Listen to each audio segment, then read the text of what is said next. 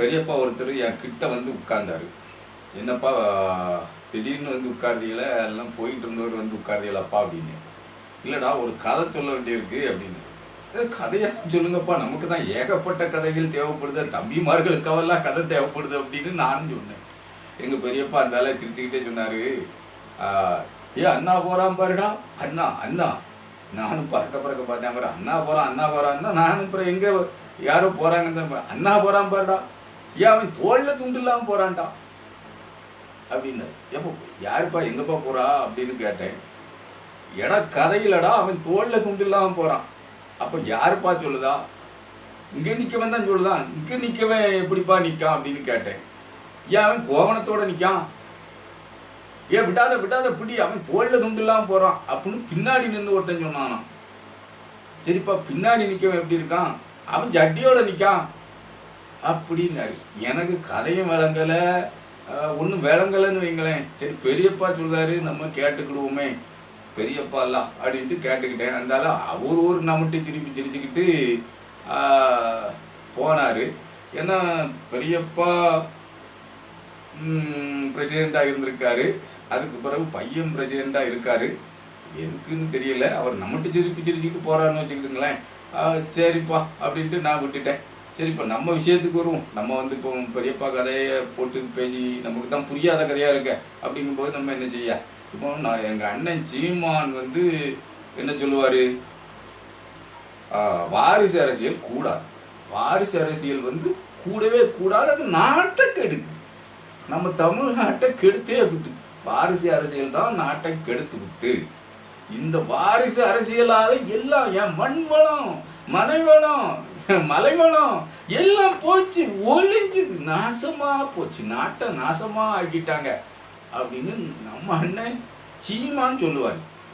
அதே நேரத்தில் திடீர்னு என்ன சொல்லுவார், ஏய் நீ ராமர் கோயில் கட்டுவேன்னு சொல்லிக்கிட்டு இருக்க, எத்தனை நாளைக்குடா பூச்சாண்டி காட்டுவியே நீங்களாம்? நீ இந்த மட்டும் கெட்டலன்னு வச்சுக்க, ஆமா நான் நாட்டிலே உயர்ந்த மன்றத்துக்கு போவேன், உயர்ந்த மன்றத்துக்கு போய் நான் நீதி கேட்பேன், கெட்டுவானா கட்ட மாட்டாதான் கேட்பேன், விட மாட்டேன் அப்படின்னு அண்ணன் சீமா நெஞ்சு வைத்துவார். அப்போ அங்கேயும் ஒரு கிள்ளுதாரா இல்லையா, நீ கெட்டுன்னுட்டு. இப்போ அண்ணன் ஆசைப்படி கட்டி முடிச்சிட்டாங்க, கிரக பிரவேசம் நடத்தி முடிச்சிட்டாங்க, அது வேற விஷயம். இப்போ அண்ணனுடைய நிலைப்பாடு என்ன? அண்ணன் நீ ராமன் இல்லை அடுத்தத செத்த பொம்மை, அவன் பொம்மையா நிற்கான், நீ 100 மீட்டருக்கு அங்கே நின்றுக்கிட்டு விடுதேம்பியா. நான் ராமனா, என் பாட்டேன் ராவண நீலா எடுத்தேன்டா. 10 தலைன்னா என்னடா, 10 தலையாடா கொண்டவன், 10 கலை கொண்டவன்டா ராவணன், என் பெரும்பாட்டன் ராவணன் அப்படின்னு எங்க அண்ணன் சீமான் வந்து கோவத்தில் கத்துவார், கதறுவார், கொதறுவார். இந்த கதறுதல் யார் கொதறுதல் சேர்க்கறதுன்னா எதிராளிகளை அப்படி கொதறி விடுவார். அண்ணன் இங்கோடி ராவணன் பெரும்பாட்டனுக்கும் விழா நடத்துவேன் அப்படின்னு சொல்றாரு. அங்கோடி ஏன் இன்னும் ராமர் கோயில் கட்டுவேன் இந்த பூச்சாண்டு தானே கேட்டது, ஏன் கெட்டலை நான் உச்ச நீதிமன்றத்தில் போய் வழக்கு போடுவேன்னு அண்ணன் தான் பேசினார். பேசலை அப்படின்னா அண்ணன் மேடையில் பேசலைன்னா அப்போ ஒரு இந்த டிபேக் ஆடியோவா, ஏஐ தொழில்நுட்பத்தில் வந்து ஆடியோவா இருந்தாலும் இருக்கும், சொல்ல முடியாது. அது அண்ணன் இல்லை, சீமா அண்ணன் இல்லை, அதனால அவர் விஷயம் அப்படி கூட இருக்கலாம். சரி நம்ம இப்போ நடந்த பிரச்சனையை பற்றி பேசுவோம் அப்படின்னாலும் அது நடந்த பிரச்சனைகளில் ஒன்று என்பதனால் அதை பற்றி நம்ம பேசித்தான் ஆக வேண்டி இருக்கிறது. அண்ணனுடைய பின்னடைவுகள், அதாவது இங்கே ஒரு குத்து அங்கே ஒரு குத்து, இந்த கிராமப்புறத்தில் தான் சொல்லுவாங்கள்ல, உலக்கில் ஒரு குத்து செருப்பில் ஒரு குத்து அப்படின்னு, அதே மாதிரி அண்ணன் குத்துறாரு. இப்போ ராமர் கோயில் கட்டி கும்பாபிஷேகம் நடத்துனதுக்கு அண்ணனுடைய அபிப்பிராயத்தை தெரிவிக்கண்டாமா? இங்கே பூரா வேறும் இங்கே உள்ள சங்கிகள் பூரா என்ன சொன்னாங்க, எங்களை எல்லா கோயில்லையும் ராமருடைய அந்த லீலாபிஷேகத்தை வந்து காட்டுறதுக்கு எல்இடி தர பொருத்தி காட்டுறதுக்கு நீங்கள் அனுமதி வழங்கலை, தமிழக அரசே ஒழிக, தமிழ்நாடு அரசு இந்துக்களுக்கு எதிரான அரசு அப்படின்னு சொன்னாங்களே. அப்போ அண்ணனுடைய கண்டனத்தை பதிவு பண்ணணுமா பண்ணண்டாமா? கேட்டா அப்படி கிடையாது. நீ தனிப்பட்ட கோயிலில் நீ எல்இடி தர போட்டு வேணாலும் காட்டி எதை வேணாலும் போட்டு காட்டிக்க, வீட்டுக்குள்ளே காட்டிக்க, சட்ட ஒழுங்கு பிரச்சனை இல்லாத அளவில் நீ எதை வேணாலும் பண்ணிக்கலாம் அப்படின்னு நீ கோர்ட்டே சொல்லுது. அதை வேணா செய்யலாம், நீ வம்புக்கு நிற்காதே, நாட்டை கெடுத்தவன் நீடி அப்படின்னு அண்ணன் ஏதாவது கண்டனம் அறிக்கை விட்டாரா? அண்ணனுக்கு அந்த நிலைப்பாடு இருக்கா? இல்லை ரஜினிகாந்த் எனக்கு இப்போ தான் ஜீவனே வந்திருக்கு, நான் இதுக்கு முன்னாடியெல்லாம் ஜீவனத்தை நடிகனாக இருந்து போனேன், இப்போ எனக்கு ஜீவன் வந்துட்டு அப்படின்னு அவர் உயிரை விடுதார்ல, அதை பற்றி எதாவது அறிக்கை விடுதாரா? இல்லை நம்ம இளையராஜாவுக்கு அழைப்புதல் இல்லையே, ஆனால் இளையராஜா கண்ணீர் விட்டு கதர்தார, ராமனுக்கு கோயில் கட்டிய பிறகுதான், ராமனை குடிசையில் இருந்து நம்ம ஒரு கிரகப்பிரவேசம் நடத்தி ஒரு வீட்டில் ஏற்றின பிறகுதான் எனக்கு உயிரே வந்திருக்குன்னு இளையராஜா அழுகுதார. அந்த இளையராஜாங்கிற அந்த சங்கிக்கு அழைப்புதல் இல்லையே, அதுக்கு அண்ணன் தரப்புல இருந்து ஏதாவது கண்டன அறிக்கைகள் உண்டா? இப்போ நம்ம அதெல்லாம் எதுக்கு கேக்கு? அது அரசியலில் இதெல்லாம் சகஜமப்பா, விட்டு தள்ளப்பா. இந்த பாரதிய ஜனதா கட்சியானது ராமனை வைத்து அரசியல் செய்து ஆதாயம் பெற்றுவிடலாம் என்று அவர்கள் நினைத்து நினைத்து நினைத்து அன்னைக்கு கோயிலை இடித்ததுனால தான் அவர்கள் வளர்ச்சி அடைஞ்சிட்டாங்க. அது உண்மைதான். பாபர் மசீதியை இடித்ததுனால தான் வளர்ச்சி அடைந்து விட்டார்கள் என்பது உண்மைதான். ஆனால் இன்று மக்கள் வெளிப்பாகி விட்டார்கள் என்பதும் உண்மைதான். அதை நம்ம அண்ணன் சீமான் ஒரு கண்டன அறிக்கை மூலமாக தெரிவிப்பார்னு பார்த்தா அது தெரிவிக்கலை. அது தெரிவிக்க வேண்டிய அவசியம் அவருக்கு இல்லை. ஏன்னா அவர் கைகோர்த்து நிற்பது ஆர்எஸ்எஸ் நாக்பூர் கூட்டத்தோட. அப்போ தான் அவருக்கு இந்த எக்கனாமிக்கலாக பேக்கப் பண்ணுவதற்கு அவங்களால் தான் முடியும் என்பது அவருக்கு நன்றாக தெரியும். இங்கே உள்ள கட்சிகளில் அதிமுக அங்கங்கே சில தொகுதிகளில் டம்மியாக போடுங்கன்னுட்டு ஏதாவது கம்மியாக கொடுப்பாங்க, அதுதான் நடக்குமே தவிர வேற என்ன நடந்துட போகுதுங்கிய. அதனால் இப்போ அண்ணன் அதுக்கு பற்றி அறிக்கைகள்லாம் விட மாட்டார். இப்போ அது இருக்கட்டும். நம்ம இப்போ என்ன சொல்ல வரோம்னா, திருப்போரூரில் ஒரு அலுவலகம், கட்சி அலுவலகம், நாம் தமிழர் கட்சி அலுவலகம் தொடங்கியிருக்காங்க. அதை நம்ம அண்ணி கயல்வெளி தான் திறந்து வச்சுருக்காங்க. அண்ணன் அரசியலில் வாரிசு அரசியல் கூடாது அப்படின்னு யாரை வைவார்? திமுக வைத்தார். அதே மாதிரி பாஜகவும் வாரிசு அரசியல் பண்ணுது, திமுக வாரிசு அரசியல் பண்ணுது அப்படின்னு ஐயோ அம்மா குய்யோ முய்யோன்னு கத்துவாங்க கதறுவாங்க. பின்னாடி பார்த்தா அவங்களுடைய மொத்த நெட்வொர்க்கே இந்தியா முழுமைக்கும் இருக்கிறவங்க பூராமே வாரிசு அரசியலுக்கானவங்களாக தான் இருப்பான். பூரா வேணும். அவன் உள்ள முதலமைச்சர், அவன் முதலமைச்சராக இருந்திருப்பான். அவன் உள்ள முதலமைச்சர் விஜயராஜே சிந்தியா யார், அப்புறம் ஜோதிராதித்யா சிந்தியா யார் அப்படின்னு ஒரு உதாரணத்துக்கு, வாழும் தலைவர்களில் ஒரு உதாரணத்துக்கு வச்சுக்கிட்டா அப்போ இவங்க இந்த அம்மனத்தோட சட்டியோட நின்று கதறதவங்கன்னு வச்சுக்கலாமா என்னன்னு பெரியப்பா சொன்னது ஞாபகத்துக்கு வருது. அப்படித்தான், வேற ஒன்றும் இல்லை. பெரியப்பா சொன்னது டக்குன்னு ஞாபகத்துக்கு வருது, வேற ஒன்றும் இல்லை. ஏன்னா அவங்க சட்டை வேஷ்டி பனியன் எல்லாம் போட்டுக்கிட்டு நல்லா கிளியராக போகிறாங்க. ஆனால் துண்டு போடலைன்னு சத்தம் போடுறாங்க. துண்டு என்னென்னா இவங்களுக்கு ஒரு மாயமலமாக தெரியுதுன்னு வைங்களேன். அப்படி சத்தம் போடுறத இவங்கெல்லாம் அன்றையோ இல்லாமல் நிற்கிறவங்களா எங்கள் பெரியப்பா கண்ணுக்கு தெரிஞ்சிருக்கும்னு வச்சுக்கிட்டுங்களா. இப்போ நமக்கு அது இல்லை பிரச்சனை. நம்ம சீமானனை பற்றி தானே பேச வேண்டியிருக்கு. சீமானே வாரிசு அரசியல் கூடாதும்பாரு, அதே மாதிரி பிஜேபியும் கூடாதுங்கும். ஆனால் மொத்த வாரிசு அரசியலும் வச்சுருக்கு. அண்ணன் யாருக்குனவே அண்ணன்கிட்ட கேட்டிருக்காங்க. ஏன்னா அருண்மொழி தேவன்கவர் யாருன்னு அப்படின்னு கேட்டால் அவருக்கு ஏன்னா எம்பி சீட்டு, அவருக்கு ஏன்னா சீட்டு கொடுத்தியன்னு கேட்டால், ஏடா அவன் ஏன் மகனாடா இது பத்திரிகையாளரை பார்த்து, அவன் ஏன் மகனாடா போட்டா மாதிரி, அவன் எங்க மாமனுக்கு மாவன்டா, என்னுடைய மாமனாருக்கு மாவன். அவரு அண்ணா திமுகவில் இருந்து திமுகவில் இருந்தார். அப்போ அவர் மாவன் எனக்கு வாரிசாடா?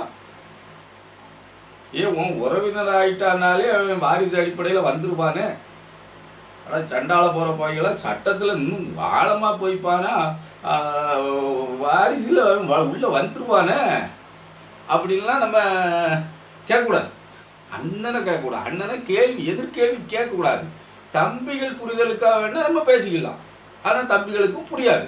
புரிஞ்சவங்க தான் அப்படியே வெளியேறிக்கிட்டு இருக்காங்களே. இப்போ இந்த வாரத்திலே பல தம்பிகள் வெளியேறியாச்சு. 1-2 இல்லை, பல தம்பிகள் வெளியேறி கொண்டிருக்கிறார்கள். மெத்த மகிழ்ச்சி. இப்போ ஒரு தம்பி கூட நம்ம வீடியோவுக்கு ஒரு கமெண்ட் போட்டிருந்தார். என்ன கமெண்ட்டுன்னா, நீங்கள் நல்லாவே வீடியோ போடுங்க, ஒன்றும் பிரச்சனை இல்லை. முன்னாடி எங்கள் ஊரில் 10 பேர் இருந்தாங்க, இப்போ 200 பேர் இருக்காங்க அப்படின்னு வீடியோ போட்டார். எனக்கும் மிக்க மகிழ்ச்சி. அவர் 200 பேர் இருக்காங்கன்னு சொன்னால் மிக்க மகிழ்ச்சி. ஒரு ஊரில் வந்து ஆயிரக்கணக்கான பேர் இருப்பாங்க, அதில் 200 பேர் இருக்காங்கன்னு அவர் சொல்கிறாருன்னா சின்ன ஊராக இருக்குது. அப்போ அந்த ஊர் நல்லா செழிப்பாகவும் இருக்கும், நல்ல சுகாதாரமாகவும் இருக்கும் அப்படின்னு நினச்சிக்கிட வேண்டியிருக்கு. வேற என்ன? மற்றபடி அவர் என்ன கருத்தில் சொல்லுவார், சீமானுக்கு ஆட்கள் இருக்குன்னு சொல்லுதாருன்னு நினைக்கேன். அப்படியா இருந்தால் அந்த ஊரில் 1,00,000 பேர் இருந்தால் தான் 200 பேர் இருப்பாங்க, அது உறுதி. அது எவ்வளோ வரும்? அது நமக்கு இது ஏன் போட்டு அதெல்லாம் பேசிக்கிட்டு என்ன, அது வேணாம்ல, தேவையில்லைல்ல, இப்போ அதை பேச வேண்டியதில்லை. நம்ம அண்ணன் சீமா பேசுறது அந்த வாரிசு அரசியல் கூடாது. உன் பரம்பரை சத்தா உனக்கே பட்டா எழுதி கொடுத்துருக்கா, இளவரசருக்கு பட்டா முடிக்க போறியா? பத்திரம் போட்டு கொடுத்துருக்கனா? என் நாட்டை வித்து கொடுத்துட்டேனா? எங்கள் அண்ணன் சீமான் தான் கொதிப்பாரு. எனக்கு அந்த அளவுலலாம் ஆக்ஷன் வராது. அண்ணன் நின்று ஒருவேளை நான் நின்றுக்கிட்டு பேசணும்னா வந்தாலும் வரும். ஏன்னா அண்ணன் பேசுறது அப்படிம்பாரு இப்படிம்பாரு, அதெல்லாம் நின்றுக்கிட்டு பேசினா வரும். ஒரு அரசியல் தலைவன் ஆவேசமாக பேசக்கூடிய அரசியல் தலைவனாக அண்ணன் அறியப்படுகிறார். அப்படிங்கிறபோது நம்ம அண்ணன் வந்து அவர் கையசைத்து பேசக்கூடிய அளவில் அவருக்கு வந்து கையில் எந்த பிரச்சனையும் இல்லைல்ல, கைகால்களில் பிரச்சனை இல்லை, கைகால் அசைக்க முடியாத நிலைமையில் அவர் ஒன்றும் இல்லைல்ல. 60 வயசில் இருந்தாலும் கொஞ்சம் ஒரு இளமை தோற்றத்தோடு ஒரு துள்ளலோடு இருக்கிறார். அந்த வகையில் நம்ம பாராட்டணும் அப்படின்னு வச்சுக்கிட்டுங்களேன். அது குறை சொல்லக்கூடாது இல்லை, நம்ம எப்படி குறை சொல்ல முடியும்? அப்படி இல்லையா? இப்போ அண்ணனுடைய தம்பிகள் என்ன சொல்லுவாங்க, இப்போ என்ன சொல்லுவாங்கன்னு தான் கேட்க வேண்டியிருக்கு, வேற ஒன்றும் இல்லை. அண்ணன் சொல்லதுக்கு அடுத்த பேச்சு இருக்கவா செய்யுது? இது வாரிசு அரசியல் கிடையாது. அவங்க என்ன பண்ண போயிருக்காங்க, கயல்வெளி போய் அந்த அலுவலகத்தை திறக்க போகிறாங்க. அவர் இதுதானே அண்ணன் ஊரில் இல்லைன்னா எங்கே போயிருப்பாங்க? இப்போ வந்து இப்படி இருக்குமோ, ராமர் கோயில் திறந்து விட்டாங்க, அண்ணனுக்கு கவலையாக போச்சு. போயிட்டு என் நெஞ்சங்கணத்து போச்சு. நிஜமாவே சொல்லுதேன், எனக்கு மனசே சரியில்லை, ரூம் போட்டிருக்கேன் அப்படின்னு அண்ணன் யாருக்கும் போன் போட்டிருப்பாரோ?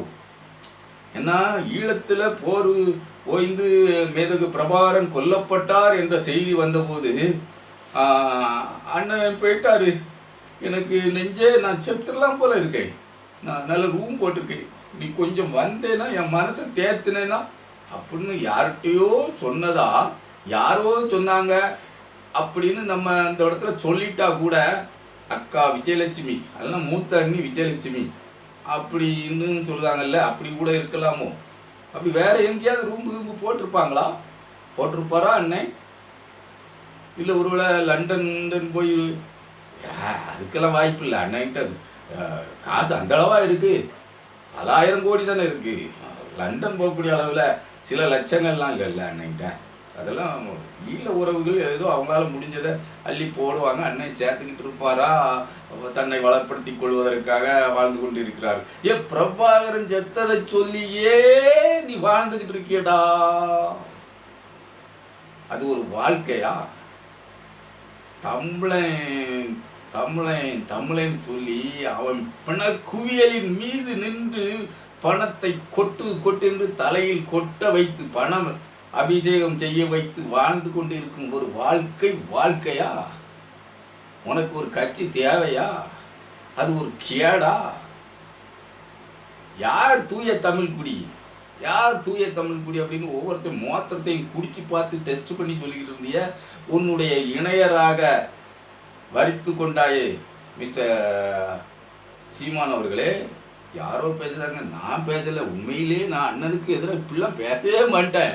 ஐயோ அண்ணன் அதாவது பிரபாகரன் சாவில் போய் காசு பார்த்துக்கிட்டு இருப்பாரு. இந்த அளவும் பிரபாகரனை சொல்லி அவர் வயிறு வளர்க்குறாரு என்று நான் சொல்லுவேனா? அண்ணனை பற்றி அப்படிலாம் சொல்லுவேனா? நீங்கள் யாரோ பேசியிருப்பாங்க. அது என்ன அசரீரி நான் ரீ போடலை, அசரீரி அப்படிதான் வச்சுக்கிட்டுங்க. நான் சொல்லலை.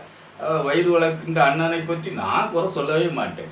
இப்போ அந்த சிறுநீர் குடித்து பார்த்து யார் தமிழர், இவர் தமிழர், அவர் தமிழர் அல்லாதவர், அவர் கொல்ட்டி, ஓங்கோல் கொல்ட்டி.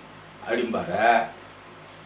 மூன்றாவது மனைவிக்கு பிறந்த காளிமுத்து ஐயாவுடைய இணையரில் மூன்றாவது இணையரான இணையருக்கு பிறந்த மூன்றாவது குழந்தை, மூன்றாவது பிள்ளை, அவர் தான் நம்ம கயல்விழி. அவங்க அந்த மூன்றாவது இணையர் யாரு? அருந்ததியர் வகுப்பை சேர்ந்தவர். அப்போ அவங்க இவர் அருந்ததியர் என்றாலே அவங்க எதல்ல வந்ததா சொல்லியிருக்காரு, நான் ஒருபோதும் யாரையும் இழிவுபடுத்தி பேச மாட்டேன். அண்ணன் சீமான் தான் ஈரோடு கிழக்கு பிரச்சாரத்தின் போது அவர்கள் விஜயநகர பேரரசாலா இல்லை அவர்களுடைய மன்னர் ஆட்சி காலத்தில் மலம் அள்ளுவதற்காக கொண்டு வந்தாங்க அரசர்கள் அப்படின்னு அண்ணன் சீமான் சொல்லியிருக்கார். அருந்ததியர்கள் மலம் அள்ளுவதற்காக வந்தது என்று ரொம்ப கீழ்த்தரமாக அருவருக்கத்தக்க வகையில் பேசியது அண்ணன் சீமான். நினைவில் இருக்கிறதா நண்பர்களே, தம்பிகளே அப்படின்னு நம்ம கேட்டுக்கிடுவோம்னு வைங்களேன். நான் சொல்லலை, அண்ணன் சொன்னது. அப்போ அந்த அண்ணனுடைய இணையர் யாருன்னா அருந்ததியர் கலப்பினம். கலப்பினங்கும் போது உயரினம் தான் நம்ம நியாயமாக முற்படுத்தப்பட்ட சமூகமாக தான் மாறணும். அது நியாயமே அதான். அந்த வகையில் அண்ணனை நம்ம பாராட்டோம். முற்படுத்தப்பட்ட சமூகமாக தான் யார் ஒருவர் கலப்பு மனம் செய்து கொள்கிறார்களோ அவர்கள் முற்படுத்தப்பட்ட சமூகம்னு தான் வச்சுக்கணும். அந்த வகையில் நம்ம மாமா பைய சாட்டா மாமா பையாலும் முற்படுத்தப்பட்ட சமூகத்தை சார்ந்தவன் தான் வைக்கணும். அவர்களுடைய அம்மாவும் அருந்ததியர் வகுப்பை சார்ந்தவர் அப்படிங்கிற வகையில் அவனும் முற்படுத்தப்பட்ட வகுப்பை சார்ந்தவன். முற்படுத்தப்பட்டதுன்னா வகுப்பில் முற்படலை, சமுதாயத்தில் அவன் ஒரு முற்போக்கான எண்ணத்தை உடையவன் அப்படின்னு தான் வச்சுக்கலாம். மற்றபடி சாதிலாம் அங்கே கிடையாது. குந்தல் சாதிலாம் கிடையாது. சாதியை நாங்கள் ஏற்றுக்கல. அதில் ஒருத்தன் இப்போ சமீபத்தில் பேசியிருந்தானே அஸ்வத்தாமன்ட்டு ஒரு பிஜேபி வழக்கறிஞரான், கிறுக்கு பையன். இந்த என்ன அப்படி நான் கிறுக்கு பையன் வயதுன்ட்டு பார்க்கலாம், திட்டவே இல்லை. கிறுக்கன்னு சொல்லாமல் அப்புறம் என்னன்னு சொல்லுது.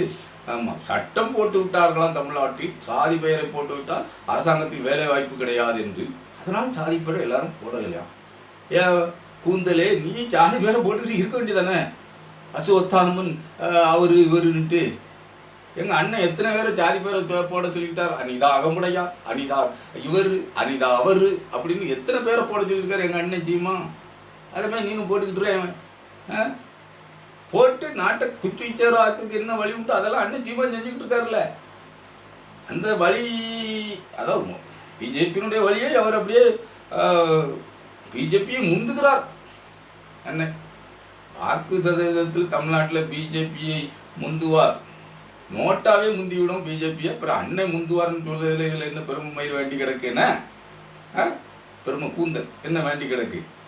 இப்போ நம்ம கயல்விழி அன்னி கயல்விழி அந்த ரிப்பனை கட் பண்ணாங்களா அலுவலகத்தில், இது வாரிசு அரசியலா, அரசியல் இல்லையா அப்படிங்கிறது தான் நம்ம கேள்வி. கைத்தடுத்த தம்பிகள்லாம் இப்போ எத்தனை பேர் இருக்கான்? சாட்டை மாமா பையில கொண்டு தர, எல்லாம் குடியில் தண்ணியை கொண்டு தர, எல்லாம் எங்கள் அக்கா காளியம்மாவை கொண்டு தர. அவள் கட்சிக்காக எவ்வளோ பாடுபட்டிருக்கா, கொஞ்சம் பாடாப்பட்டிருக்கா. எத்தனை போராட்டங்கள், எத்தனை வசவுகள் மொழிகளெல்லாம் தாண்டி வந்தவா எங்கள் காளியம்மக்கா. அந்த காளிய மக்களை வச்சு கட்சி அலுவலகத்தை தர, அந்த காளிய மக்களை பொதுச் செயலாளராக்கு ஒரு பெண்மணி இளவஞ்சி டாக்டர் அந்த அம்மா பேசுது எங்க அந்த பொதுக்கூட்டத்தில், பொதுக்குழு. அதில் பொதுச் செயலாளராக ஆணை தேர்ந்தெடுக்காதீர்கள், பெண்ணை தேர்ந்தெடுங்கள். வாரிசு அரசியலை எப்படி கொண்டாந்து அந்த அம்மா இளவஞ்சி நுணைக்கு அது எல்லாம் யாருடைய அண்ணன் ரசிச்சுக்கிட்டு இருக்காரு, அண்ணன் சீமான் ரசிக்காரு. யாருடைய தூண்டுதலால அந்த அம்மா பேசுது? களஞ்சியம் பேசினார்ல. அவன் இந்த கட்சிக்காரனே கிடையாது, எந்த கட்சிக்காரனே கிடையாது, நாத்தாக்கா கட்சிக்காரனே கிடையாது. அவங்க ஒரு கட்சி வச்சிருக்கான், கலிசடைன்னு நான் ஊழிய சொன்ன ஒரு வார்த்தை வருது. என்ன இல்லை கலிசடைன்னா நிறைய சடை வச்சுருக்காமல. நம்மகிட்ட முடி கம்மியாக இருக்குது, நம்ம சோட்டை அப்படின்னு வச்சுக்கிடுவோமே. தம்பிகள் அப்படி தானே சொல்லுறாங்க, அப்படியே வச்சுக்க, ஒன்றும் பிரச்சனை கிடையாது.